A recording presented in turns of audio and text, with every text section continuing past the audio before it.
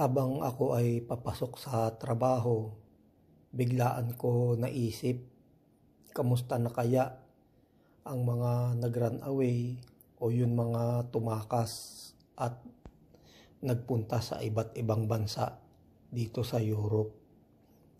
Naisip ko ding bigla at tinanong ko ang aking sarili, paano na kung isa ako sa mga tatakas o mag-run away. Ang hirap kasi ng buhay sa Pilipinas, lalo kung walang trabaho. Mataas ang mga bilihin at bayarin. Matanda na din ako at mahirap na makahanap ng trabaho na pwede ko mapasukan kung uuwi ako sa Pilipinas.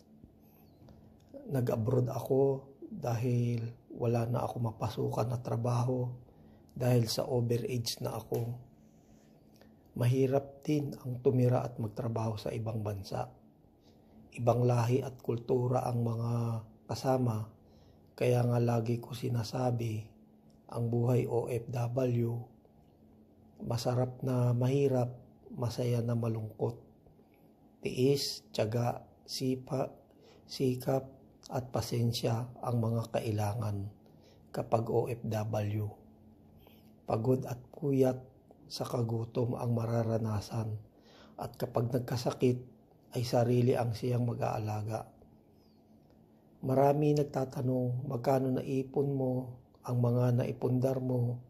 May mga nagsasabi panay gala, pasyal, kain ng masarap, at kung meron hihingi at uutang ay minsan magagalit o tampo dahil sa hindi nabigyan. Mga bagay na simple pero mabigat para sa OFW. Kung hindi maunawaan o maintindihan ang iba ang kalagayan ng OFW.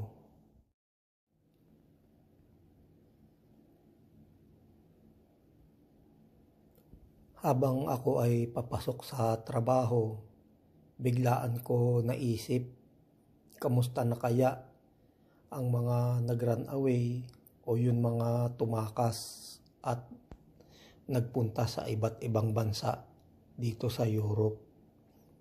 Naisip ko ding bigla at tinanong ko ang aking sarili, paano na kung isa ako sa mga tatakas o mag-run away.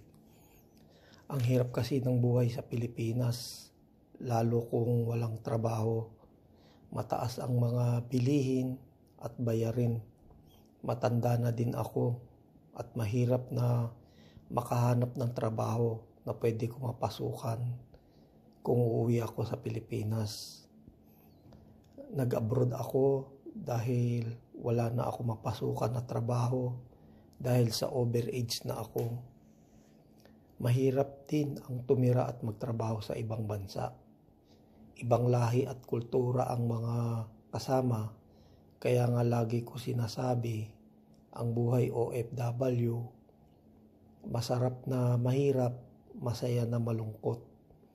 Tiis, tiyaga, sikap at pasensya ang mga kailangan.